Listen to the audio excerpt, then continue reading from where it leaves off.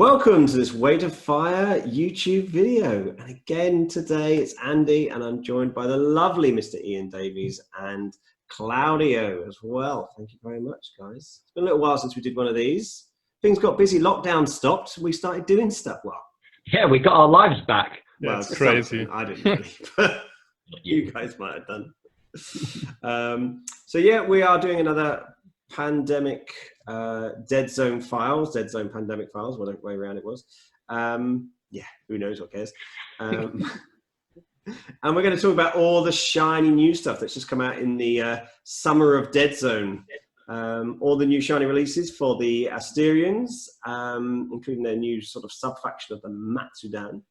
And we're going to talk about some cool new stuff. Here they are. Thank you, Claudio. Claudio, there's a lizard behind you. Lizard people, where? So, yeah, so that's basically what we're going to do. So before we get on to that, is everyone keeping well? How are you doing, Ian? Are you well? Yeah, fine, thanks. Good, good. Full of joie de vivre as usual there. Yeah, I have a big 7-player Deadzone match co-op game on Saturday scheduled for this Saturday. What? It's a tournament. Yeah, it's crazy. Do you remember tournaments? Do you remember when you could have 7 people in the same room? Yeah, that's our current rule. That's our current rule in England, actually. In England, yeah, here it's okay because it's 3 from the same family and so on. But I'm really looking forward to it, so it will be crazy fun. Yeah, I'm looking forward to going to a funeral because at least you can get 7 in a room then. Wow. Did I record that? Damn it. Anyways. I think what I did is exciting. Yesterday, I played a game of Kings of War against Stephen Hildrew, host of Countercharge. So I'll be able to get on someone else's channel as well. Ah, you're famous. We thought that you were the only waif and stray that we could pick up. But apparently, other channels are also after you. I'll latch on to anyone who's passing. Cool. So enough witty banter. So yeah, let's talk about some Matsudan. So Matsudan, right? So giant space lizards, really, aren't they? They've got quite a decent bit of fluff with them. That was in one of the blogs. Rob Berman wrote quite a nice fluff, probably one of the richest bits of fluff we've had for a long time in Deadzone, actually. Certainly since the Nameless, and possibly I'd say even a bit richer than the Nameless one. Basically, Claudio, you're the big expert on the fluff. Do you remember? Yeah. Just a short overview. I think it's first of all, it's really an interesting piece, and you should read it. It's on the newest blog. I think the 5th Deadzone entry right now when we are recording, and it tells the story how the Matsudans are like joining forces with the Asterians, and it begins with the usual. GCPS expansion, and they get to Matsudan's base and meet up with the Matsudan. And the biggest thing about this lizard race is that they are really honorable. Honor is the most important thing, and they are structured in clans and houses. And if one of these houses does something which is deemed not honorable, they are like erased from history. So it's a really big deal. And as you can guess, with time, the GCPS will be the ones who aren't honorable, and they will break deals. And so the saviors, which they deem to be, will be the downfall, maybe nearly the downfall for the Matsudan society, which then realizes that and teams up with the Asterians who saved them before from a catastrophic devastation on their first home planet. So in the end, the aggressive expansion of the GCPS again makes more enemies than allies, and so this honorable race will fight alongside the Asterians, who gave them technology, like the marionettes which they are fighting with. but those lizards are really, really well versed in technologic warfare and also overall technology. So they even made the marionettes or the new Spectra better than they were before. And this is what the GCPS was after, the highly technological wonders the Matsudan were able to produce. Well, once you get him going, he doesn't stop, does he? I tried to make it shorter, but yeah. Sorry. No, it was great. Thank you, Claudio. So, and sort of thematically, they are sort of, some of the names are Japanese, aren't they? They've got a sort of a thematic link with sumo wrestlers from what they look like, obviously. Not the lizard skin, but the big bellies, really. And they also come from the Dreadball, obviously, where they came as their first new race in a while with the version 2 of Dreadball 2 years ago. So it's nice to see them sort of coming over. And I think they sort of slipped into Deadzone by a merc, Otasora, who was a Star Saga merc. And then they just sort of, almost as a fortuitous sort of coincidence, ended up being in the Asterian list. And then Rob Berman and Mantic's idea was to develop them as a full-fledged sort of sub-faction. And here they are, and they look pretty darn neat, I think. There's certainly some of the nicest sculpts we've had for a long time. I think they're all resin. So I guess that's something we could talk about, isn't it? I mean, they are, to buy them, they are a little bit more pricey, of course, than like getting some of the other factions. So the core set comes with a bunch of marionettes, and I think it comes with the leader, doesn't it? And is it two other? I forget now. There are two weapon drones. Yeah. 10 marionettes. 10 marionettes with the 2 support drones, which are hard plastic. And then you have 4 of the Matsudan. You have the leader. All the 4 behind you, actually, isn't it?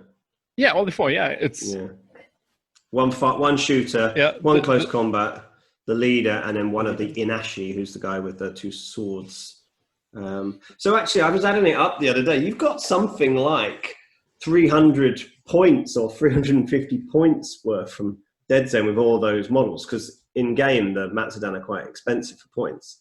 So it's probably actually, despite the resin models individually being a little bit more expensive, they you've actually probably got one of the most economical starter sets of the whole Deadzone universe, actually, because for the amount of build options you get, 10 marionettes, you can have 10 marionettes with no rifles, which is probably what you'd ever run because you're going to run to Matsudan, and you can have every single special weapon twice.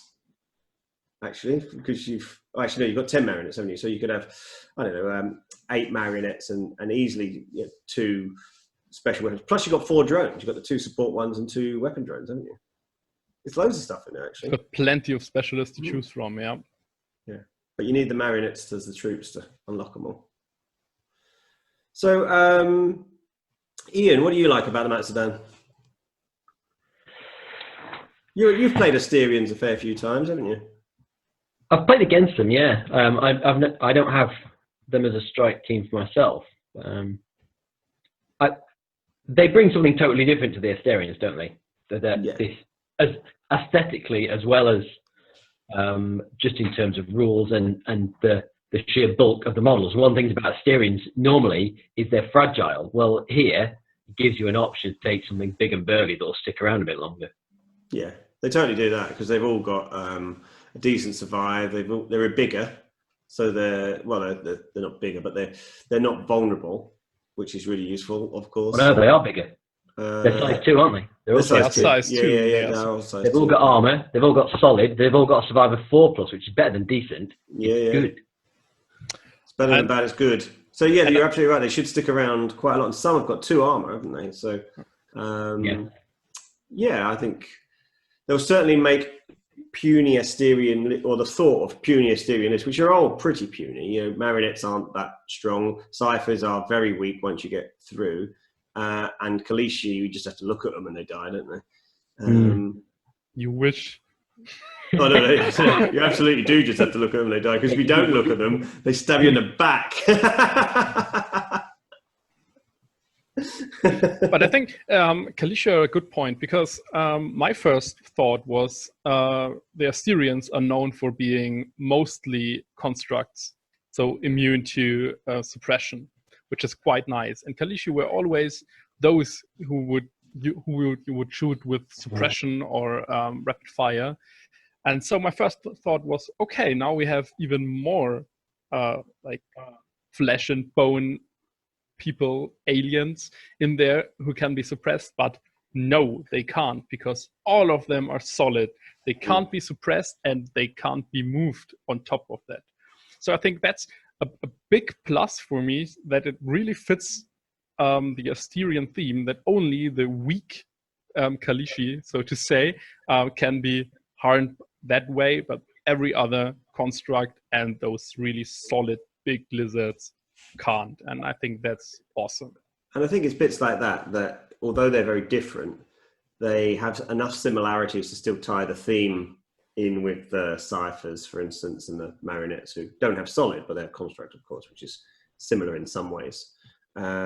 So yeah, I think it's nice, isn't it? I think they fit together very well, but they will change out completely. And although the impression is that you play a Matsudan faction with just marionettes and Matsudan, actually you don't have to do that at all. You can play them wherever you want. So you can have a Matsudan leader and some ciphers in there and Kalishi in there. And actually a Kalishi build with these might be really interesting, I think, because it would play...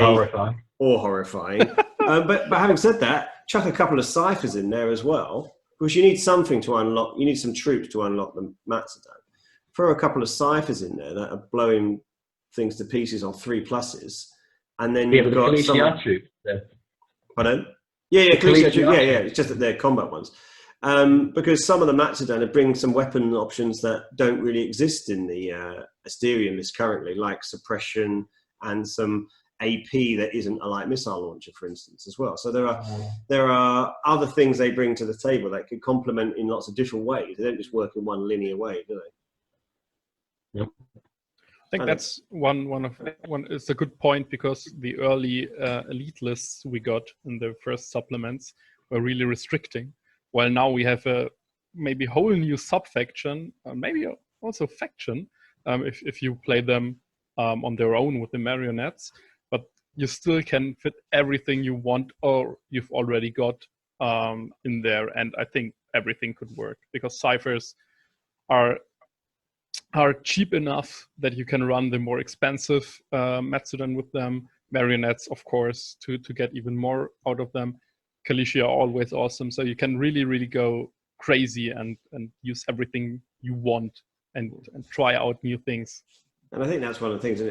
These Matsudan are quite expensive. They're quite pricey. So let's take a look at the leader first. So this is the Matsudan Toshiyori. I have no idea if I pronounced that correctly, but that's what it is. These are all apparently Japanese sumo wrestling terms or positions or something like that, I believe.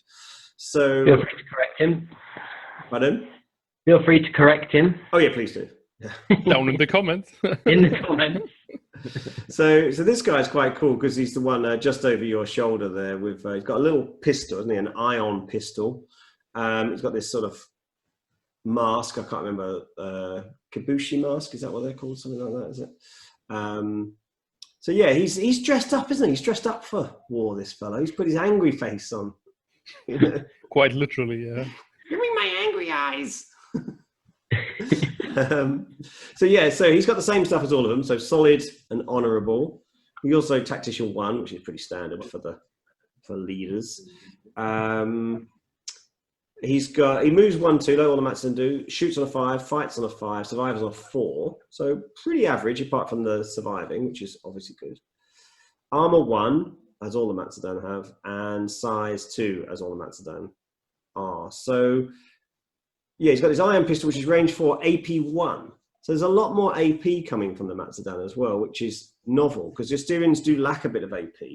They've got really good shooting, but they don't have many AP options. They're all basically upgrades, aren't they, for the weapon options to give some AP, or the cliche, which is only in combat, of course. So yeah, shooting, I mean, really it was the shoot value from Asterians that was the good part, not their weapons. Yeah, absolutely. Because the weapon's actually a shorter range as well, range 5, which is always a bit of a bind as well, because you can't, if you get first turn, you've got to get a move dice to be able to shoot the base table, haven't you? Or a shoot dice, because you're just a touch too far away, which is frustrating. So, Ian, have you had a look at his splat? What his splat does? I'm quite a big fan, actually. I know there's been some debate about this, but I think it's really pretty tasty. Marionettes on their own, they're shooting, it's average at best. Yeah. So what's a marionette's? 10 points, isn't it? I think 5 across the board, isn't it? Yeah. It allows you to take 3 of them, change their shoot up to a 4+, which is a decent improvement. Give them weight of fire 1 as well, and then add resilient 1 and honourable, but losing construct until the end of the round. Gives them some humanity. Yeah, it gives them honour. But it makes which them really... humanity is known for honour. We've already talked about the GCPS. Yeah. It really gives them a much more potent shoot with that 4+ and a weight of fire.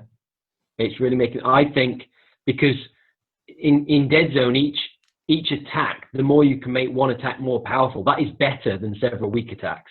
Yeah, totally. And here you're taking several weak attacks and making them several much better attacks. Yeah. You kill a guy this round, he's not killing anything of yours next round, isn't it? The downside is they're automatically activated the next round, yeah. But I think that's good. I think bringing that extra power into your attack this turn is doing the business of next turn already. Yeah, and it's a balance, isn't it? Because like you say, if you take off his Reb sniper, take him out now. Well, I don't give a monkeys if my marionette's not doing anything next turn, because he's not dying. That's the most important thing, isn't it? He's done the business, yeah. And more importantly, it might be something better than my marionette that's not dying next turn. It's all about balance. Yeah, absolutely. I think it's a really smart splat, but I would. But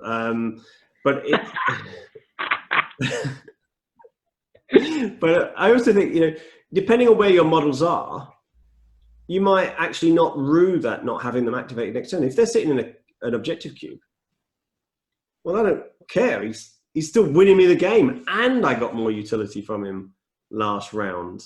He won the game for you last turn, yeah. Yeah, absolutely. Yeah. So, but there is a bit of a downside. But of course, it says up to 3 marionettes as well. So you don't have to use all 3, and it just says marionette. So that marionette could have a sniper rifle. I think that's the biggest up. That you don't have to use your troop marionettes. You can use your phlogister, sniper rifle, specialists too, and you can spend this army result whenever you want. Yeah, so you don't have to do it before that model's activation, of course, because you have to nominate up to 3, but you have the resilient for the whole round. So even if you want to survive that one clutch, it can save you.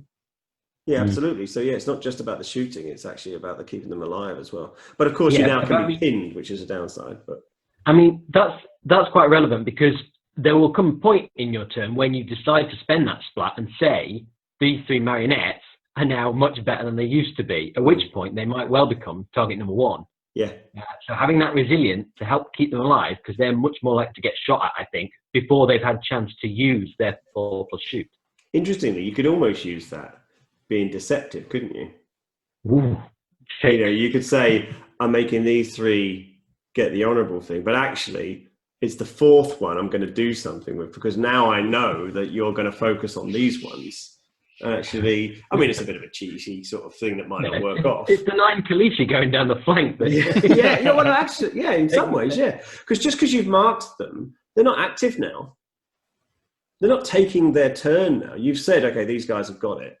But you're absolutely right. Now he's going to concentrate on shooting those marionettes, whereas, yeah, the Kalishi are heading down the flank, and they would have been target number one. But now, hang on, I've got to sort out those marionettes. Maybe they're all clumped together behind a building, and I have to now spend my mortar hitting them rather than the puny elf-skinned marionettes. They're not elves. They're not elves. Yeah, they're not elves. You've said that one before. But you can also, The if you're in a elves. good position to shoot first with the marionettes, you can shoot and then move behind the wall, be safe there for the rest of the round after you've got your shot off with shoot 4 and wait of fire. The next round, you're just sitting there, safe behind the wall.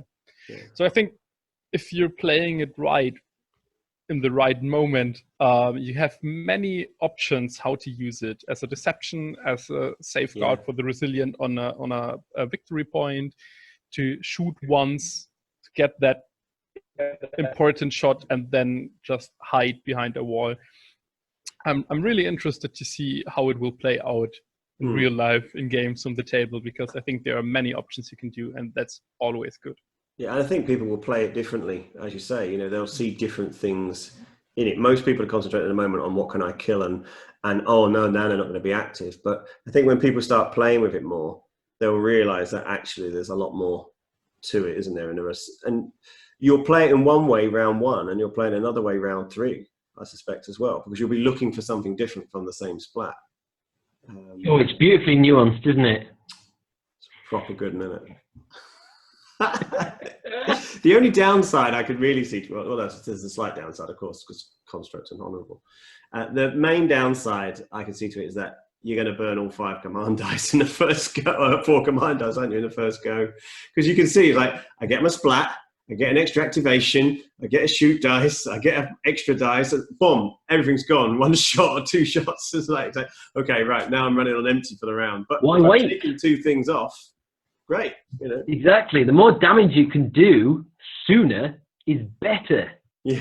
But for that, you have support drones for that extra activation. Oh yeah, and absolutely. You've got maybe a living legend. What another combination you pop thought in of there. there. Yeah, it's crazy. Actually, I hadn't even thought about it. Yeah, take the comms relay on the support drone, and you're guaranteeing that you're getting 2 of these marionettes to go, aren't you? Yeah, but you can't do all 3 at once. That's Can't do all cheating. 3 at once, no. So I think we quite like the Toshiyori. Not so much for the Toshiyori, he's fine, but his splat is the magic, isn't it? That's what I have one more point. Yeah. Oh, go on. One more point on the leader. Take a look at his weapon options. Leader, which basically means nothing at this point. Small arms, so you could put him a rifle to get a bit more range instead of the pistol. But light all.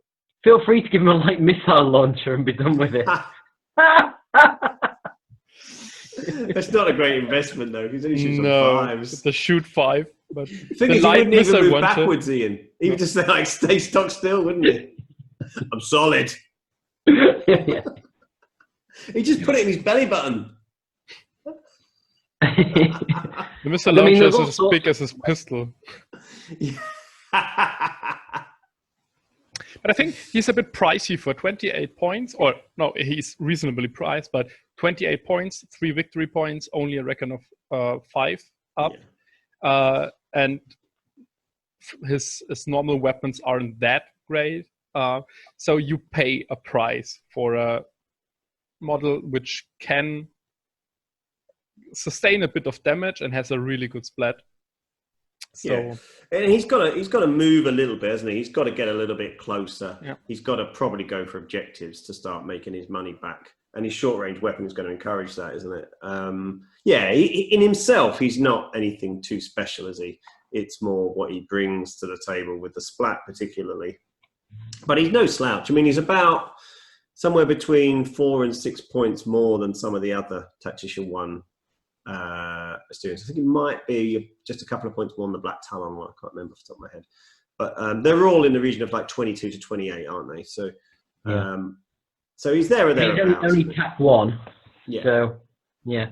I mean, I think because of his extra defensive ability, that splat, the armor, and the extra size, actually putting an expensive weapon on him, like a sniper rifle or a light missile launcher, although his shoot isn't as good, it's not as bad. he's likely to stay alive and use it a lot more turns. Yeah, and of course he's not going to get pinned anyway. So not that anyone else does in the Asterian list, but one of your main reasons to knock out or deal with a decent weapon, isn't it, is to try and pin it. But it doesn't work on things like Hulks, of course, and Ciphers anyway. But yeah, he's a good option. So I think we're quite big fans of Toshiyori then.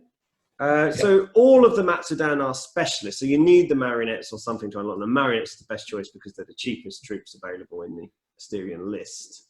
You could take Ciphers, but then you're just eating into your Matsudan points, aren't you? So we've then got the Sekiwaki. Okay, so the Sekiwaki, he's the guy in the far corner behind Claudio there, sorry. So this guy, he's got a little shock maul, hasn't he? So he's got like a hammer, basically, that he zaps people with, like a cattle prod sort of thing. He's got the same sort of stats, 554. So all of them, Matsudan, are pretty much the same. Solid, honourable as well. So it's basically the same. So he gets an RF weapon, AP2, is his shock maul. He also gets the option, if he wants, of taking a body slam, which is all the Matsudan can. That's no extra dice, but it's knockback. So it's just a different way of fighting. And he's 18 points and 2 victory points. What's your thoughts on the Sekiwaki?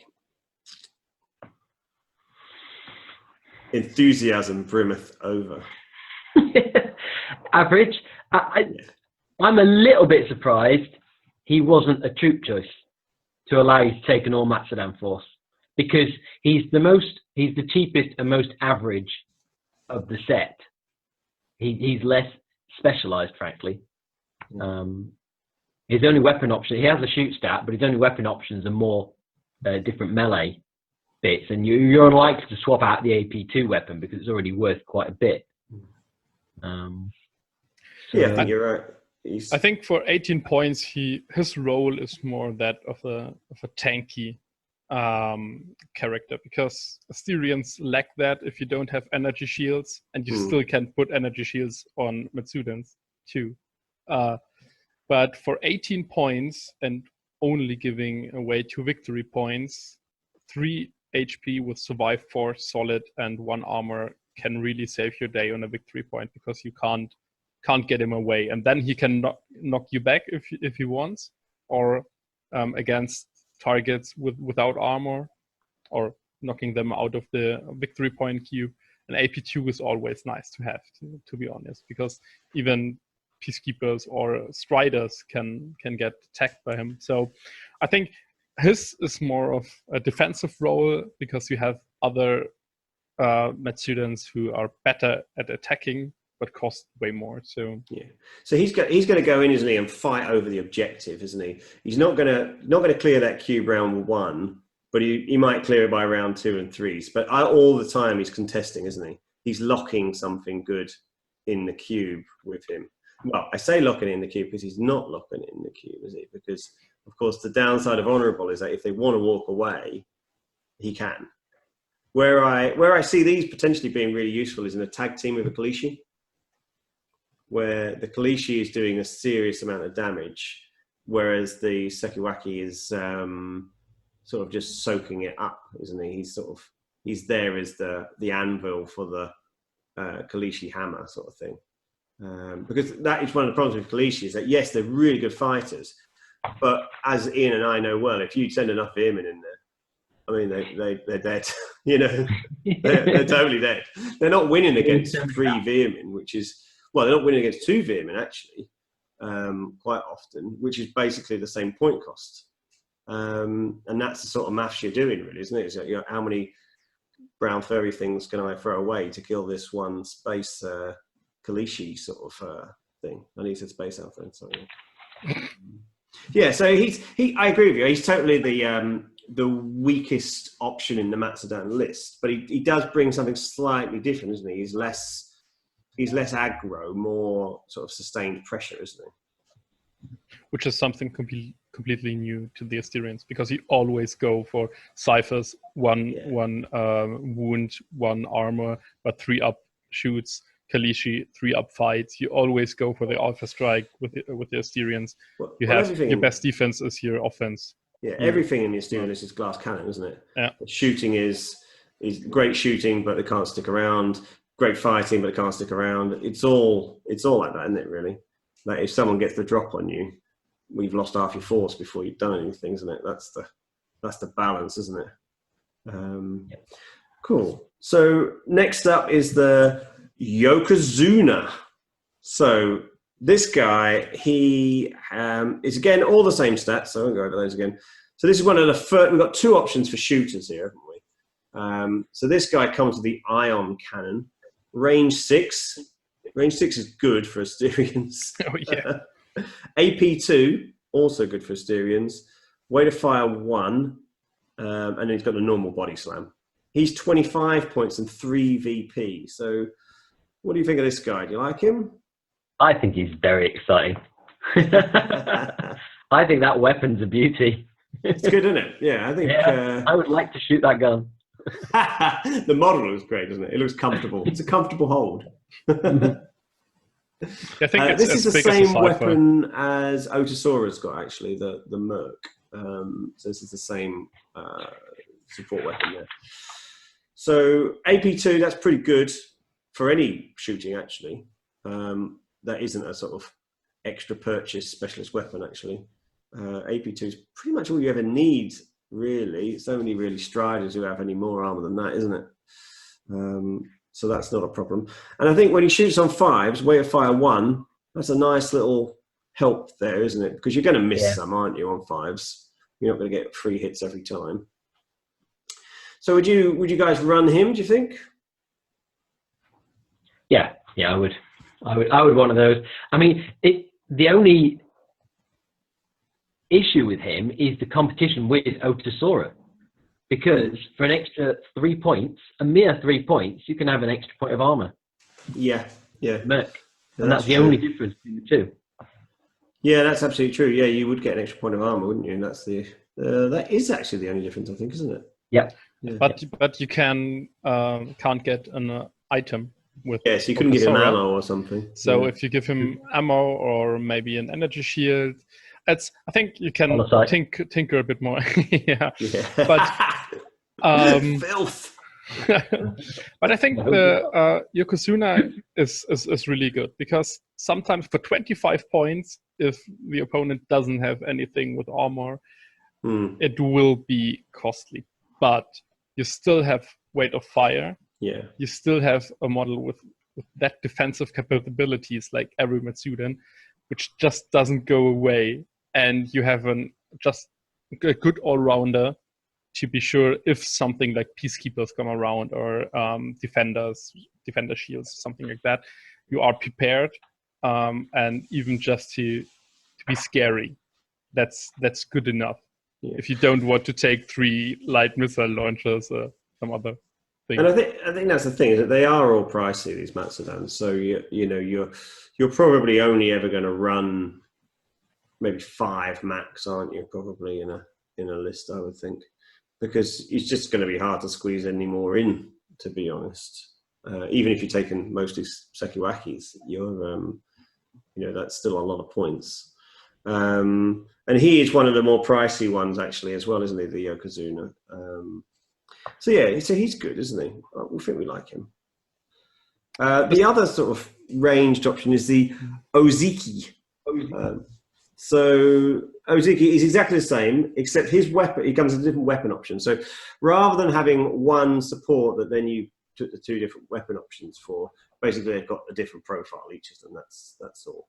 So the only difference here is that he's got this ion barrage, which is like a 3-barreled sort of suppression weapon, and it's range 5, AP1 suppression.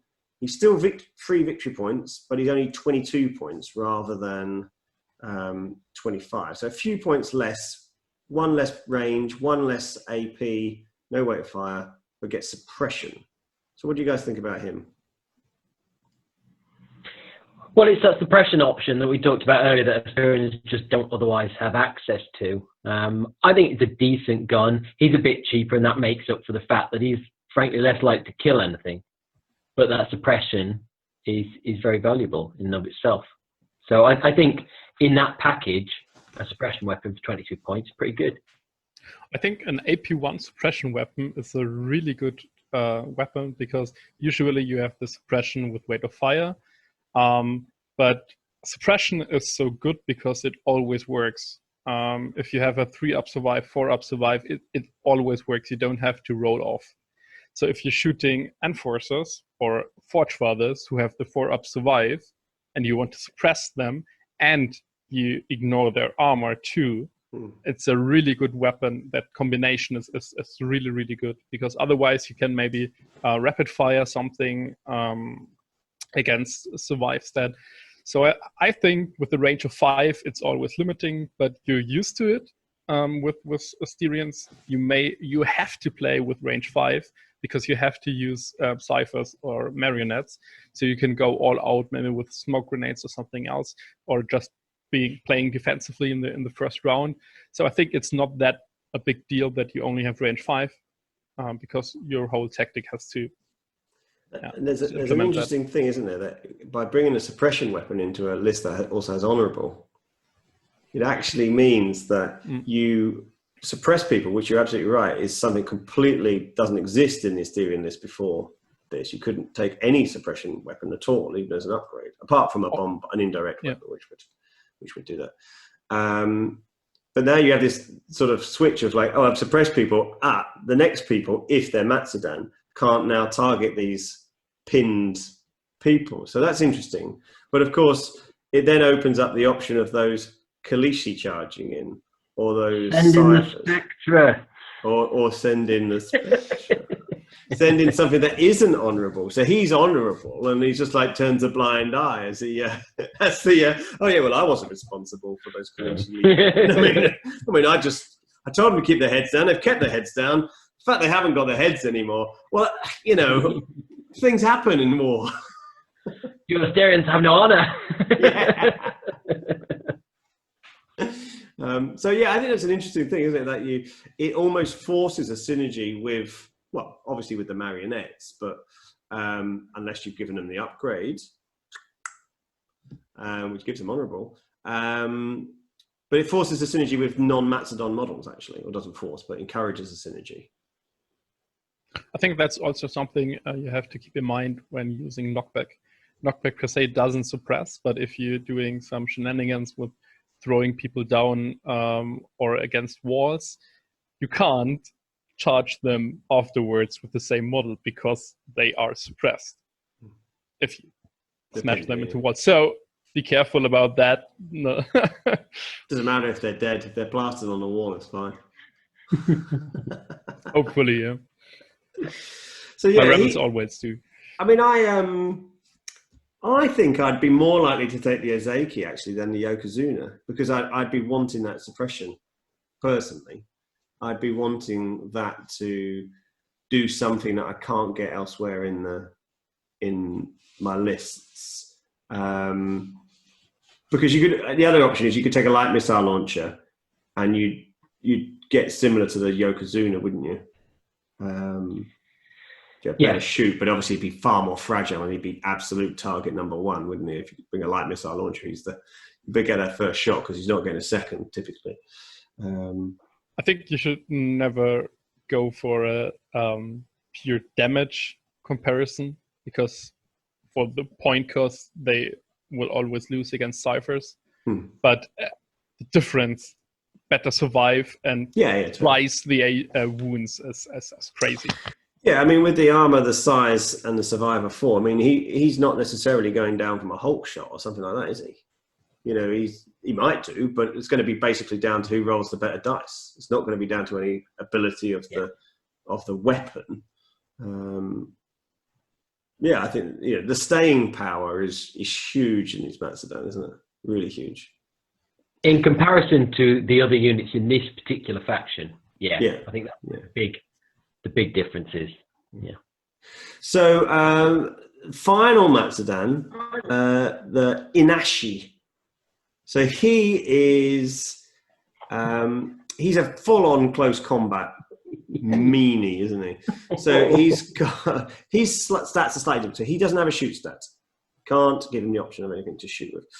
But he He fights on a 4, survives on a 4, so his fight's better. Still 1/2 movement, armor 2, and size 2, so 3 wounds before he dies. And his weapons are the usual body slam, but he also gets dual light blades, which is a close combat weapon, AP2, Frenzy 1. And he is 24 points and again 3 victory points. So you can see there's a theme here. The better ones are all 3 victory points. So what do you think of him? You think he's tasty? All day, again, just over your shoulder. You like him, don't you, Ian? Ian's liking him. Yeah, I do like him.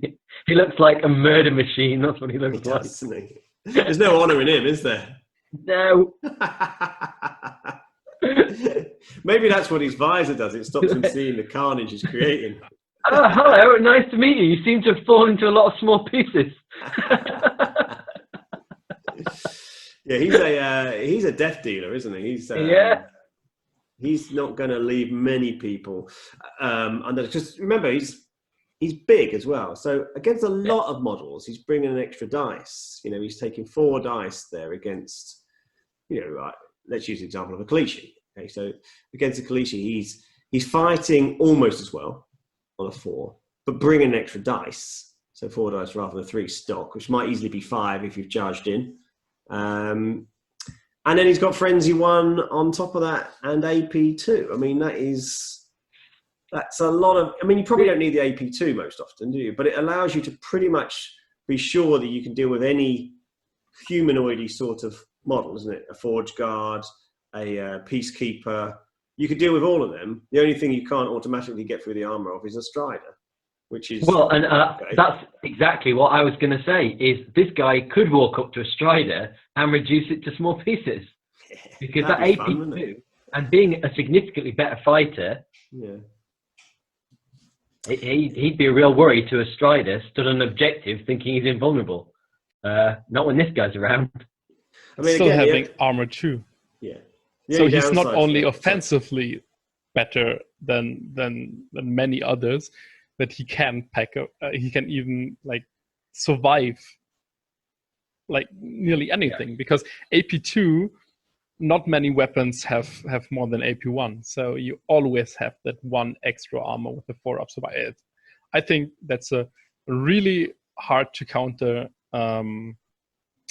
fighter, because you can't really get rid of him that easily. He costs 24 points, okay, but in a fight you have to have a really specialized fighter to counter him. Even if he attacks a Peacekeeper, the Peacekeeper doesn't get that extra dice to survive because they are the same size.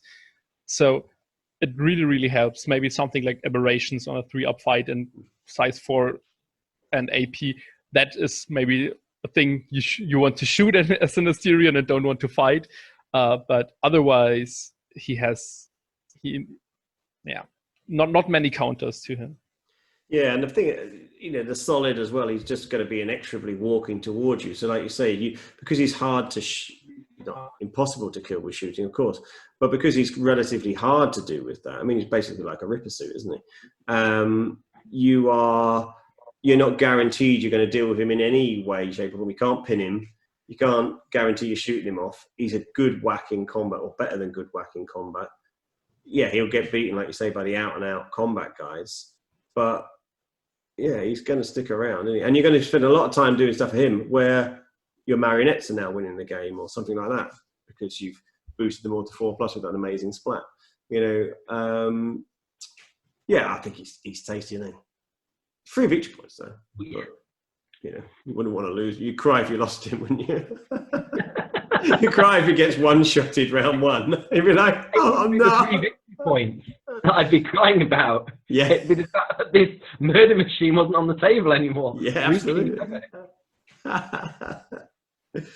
Yeah, he's nice. He's nice. I like the Inashi. He's a really nice model. Actually, of all the models, I think I like him the most. It's not his helmet, actually. I don't really like his helmet so much. I think it's the posing and the swords, underarm swords, stuff like that. That is, you know, he's dealing some damage. He looks agile despite his bulk and size, and that's, I think, what is really appealing about that sculpt. The only downside, I guess, to him when you talk about sort of striders is that when people can just walk out again from him because he's honourable. So if you can't lock people in quite the same way as you would with other good fighters, because say a Kalishi or something like that, you're running a big risk if you walk out against a good fighter typically. But against him, he'll just sort of hold his sword up and say thank you very much for a nice fight. And then if you've got a ranged weapon, of course, you may well get a clear shot on him, which could actually be a bit of a nasty comeuppance for him. But you know, that is one of the downsides to the Matsudan. You can't have all this good stuff with no downsides. So, you know, it's a balance. Positioning is even more important now with the melee specialized, yeah. Positioning in the cubes when you are fighting. Yeah. Because usually you just go in there, yeah, well, we fight, I'm in your cube, everything is fine. But that's something to keep in mind. If you don't kill something right away, it can still shoot. Yeah, that's a really, really good point, actually, because, like you say, because they can just literally walk away without any risk, it's quite easy when you charge in. I mean, I do it all the time. You charge in and you don't think the same about your positioning of the model as you would if you were moving into an empty cube, being aware of shooting, because you're not really thinking of shooting. You're thinking, I'm going to kill this thing. And I've done it before where I've killed models, which I expected to kill, and then realized I am not behind that perfectly positioned piece of terrain that's in the same cube as me, but for some reason I decided to make them face to face. So now I'm a clear shot to everybody around. So you're absolutely right. Yourself out to dry. Yeah, totally. And these guys, it's even worse, because even if you don't kill him, you can just walk away. And he can walk away and doesn't have to clear shot you. Someone else could be clear shotting you, because now there's no one in the cube, so there's no -2 dice. So yeah, that's a really pertinent point there, Claudio. Making sure that you consider that even when you're attacking. Yeah. So there's one non-Matsudan model which has come to the Asterians. What's this one? No one's been talking about this. Oh, there it is, Claudio. There it is. It's doing like it's like cocking a leg to fart on you there or something. And then shoot me in the head. And everything. Yeah, he's popped a cap in it. He's doing it all like gangster style as well, isn't he? Like side on. It's too cool. He's going to snap his wrist. These weak Asterians, his wrist's going to snap with that big magnum. Yeah. So the Spectra. Right, who likes it? Hands up if you like the Spectra. Ian doesn't like it. Yeah, well, I don't play Asterians, but I play against them many times, so I'm you'll not like sure it as well, if I like it. You'll like it as well because you'll be able to kill it every now and again. It's too nice to kill. It's just looking it's a pretty striking model. Isn't I won't have that problem. Yeah, it's a pretty fantastic sculpt. It really is amazing, I think. And set off by the clear resin shield as well, which has got that's a complete novelty really for Mantic miniatures. In fact, maybe there's some other miniatures like that around, but not commonly. Far from it. I think it's a really nice. A couple of Kings of War models they did in clear blue resin for the Northern Alliance. That's right. Yeah. It's like the just limited. Yeah. This isn't limited. This is stock. Yeah. So, so the Spectra. Right, so loads of stats on the Spectra. So it's all the abilities. All the abilities. So it moves. It's a walker. It's a walker, really. It's a bit like in some ways. It's a runner. Yeah, it's a bit like a. As you're about to tell us. So you move 2/3, which is fast. Armor 1. That's not very good for a Strider, is it? Size 3, again, a bit less than a normal Strider, although the model's impressive. It's the slenderness of it, I guess. Shoots on a 4, fights on a 4, survives on a 5. That's basically Enforcer Strider stats there, pretty much. With a Plague Strider mixed in there. Yeah, with a better fight, yeah. So better shoot than most Striders, better fight than most Striders. Abilities-wise... offensive version. Yeah. Abilities-wise, Beast, Construct, and Solid, which is standard for all Strider types, but also gets Flight and stealthy, because he's actually got, you can't see it, he's got jetpacks on his back actually, and stealthy, which means you can't clear shot him.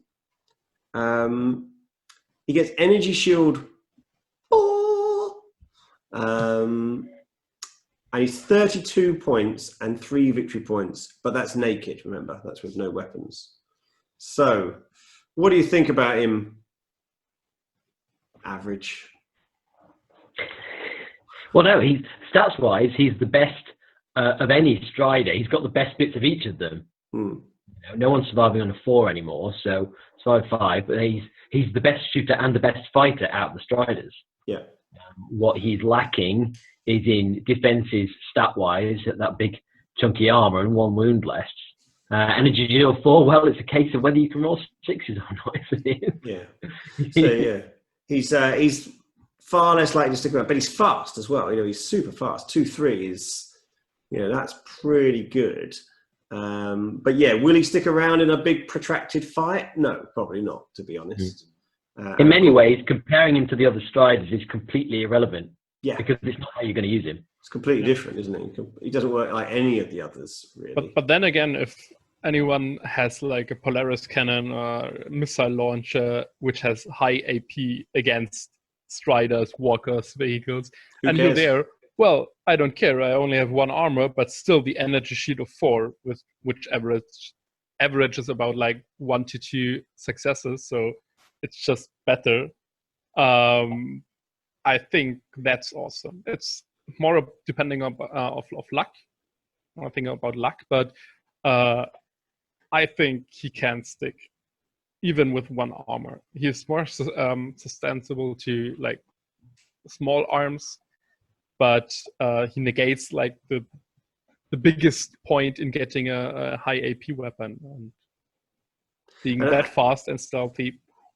Yeah, and then that's the balance, isn't it? So he's better in lots of ways, you know, with the fast and stealthy and the better stats.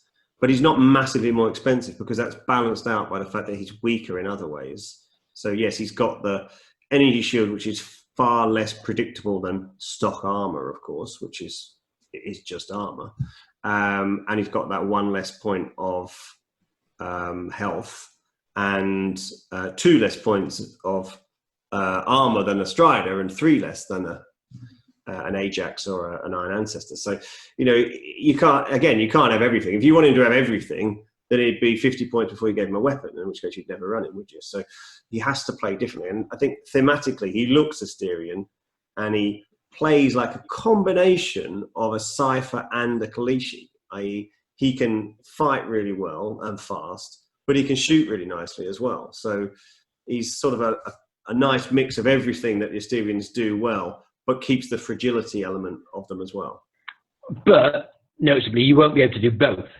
You're going to make a weapon choice for him, which is either going to send him melee or shooting. I mean, okay, if you give him the weapon upgrade, he can still kick things quite effectively because he's going to have the size and a 4+ fight, but it's not going to make him devastating because he's going to like that AP and those feet are clawed. So yeah, so what are his weapon options? So he can take 1 hard point, so that's 1 weapon option, and then he's got 1 other option he can take irrespective, which doesn't require a hard point, isn't he? So yeah. So option 1 is the big effing sword to give him AP 2 and Frenzy 1. It's the same weapon profile as we've just looked at on the Super Combat Matsudan, although given a different name, of course. Yes, it's actually 8 extra points, 1 VP. So it takes him up to 40 because the other one's dual, isn't it? That's because it's dual. Yeah, but exactly the same weapon profile. Yeah, it is. Yeah. With a different name. Yeah. Well, if he had 2, if he'd be called dual, he'd be like, I've got to carry 2. I mean, and he could take this weapon option as well. He could swap out his twin light blades for a solar blade and have exactly the same option. So yeah, but AP2, yeah, we've said that's really good. Frenzy 1 on top of a model that fights on 4, and he's generally going to be bigger as well, and probably charging because he's fast. Yep. It's tasty, isn't it? Yeah. 5 dice AP2. I'll have that. Yeah. I think think that would be my favourite option. And that puts him up to 40 points, doesn't it? But both the weapons cost the same, actually. So whatever layout you give him, he's 40 points, isn't he? Yep. 4 victory points. The option is a range 6 AP3 weapon. Range 6, so we talked about the lack of range, didn't we? So range 6 is better.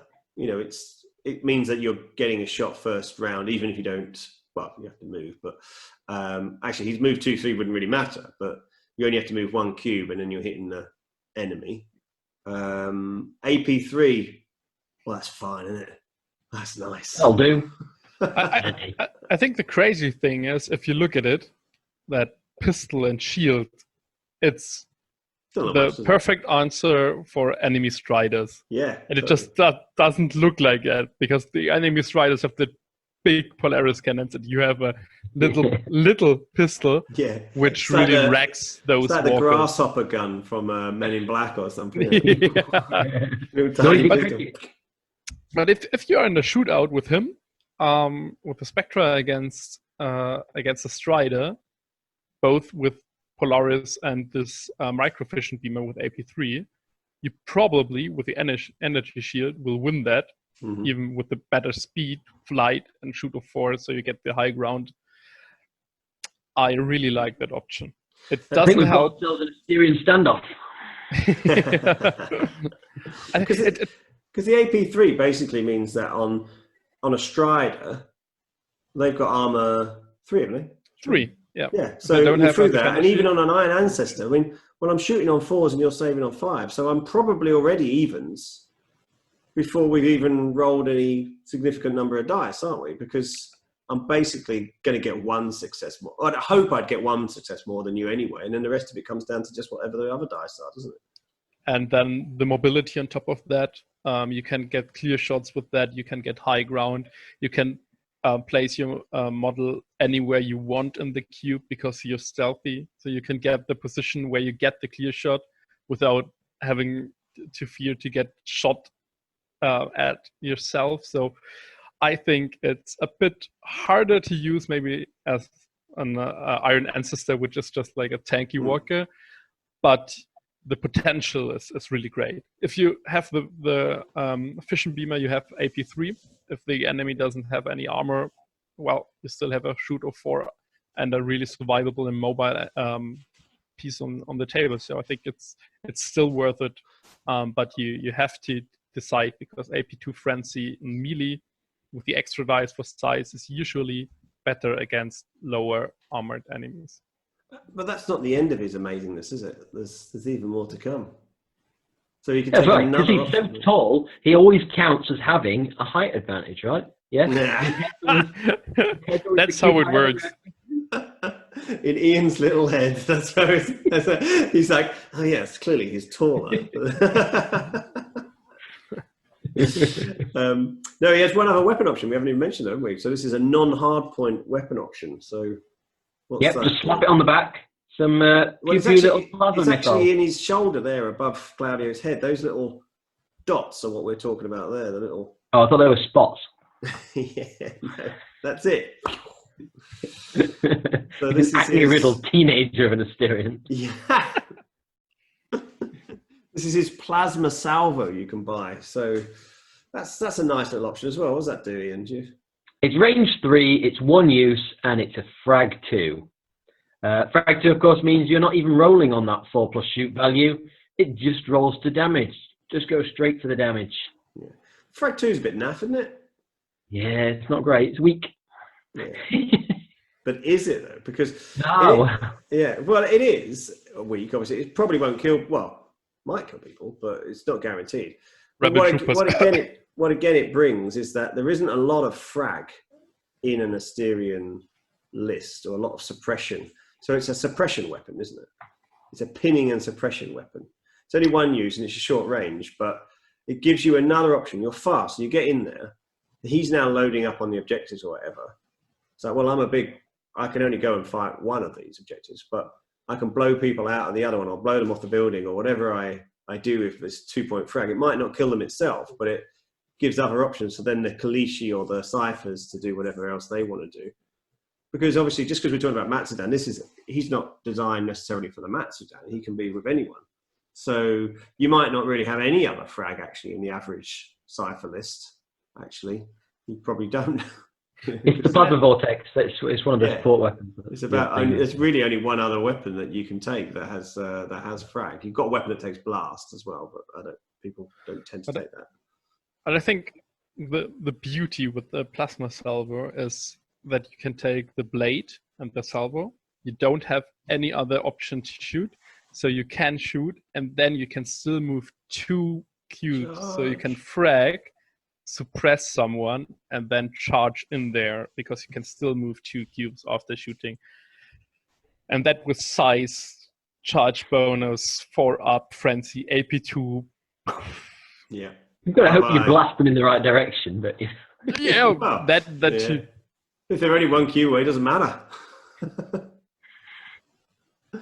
Yeah, so it's another option, it's another versatility, and yeah, it does take up to 45 points, but I think it gives you something again that's lacking. So it adds something to the Asterian list that was previously lacking. They never had a Strider of any description.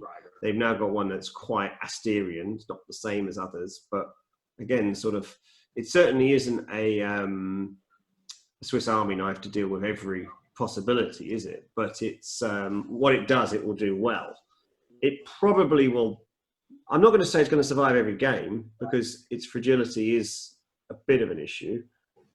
But if it's taken out the big model you couldn't deal with otherwise, or grab that objective during all of that, then it's definitely worth its weight in gold, I think. Then I think you have to be sure what you want to use it, or how you want to use it, because one hard point is really limiting, of course, and you have to have a plan to, and then I think it really shines. Yeah, there's no point giving it a sword and then not charging in. Yeah, or giving a pistol and then being afraid to put it out there, because you've got to earn your points back, haven't you? That's a range 6 pistol still, yeah, so it has higher range than the average Syrian gun. Yeah, it's because he's taller, isn't it? Bullets fall down, gravity takes them down. That's how it works. Yeah. So that's all the cool shiny new stuff for the Asterians.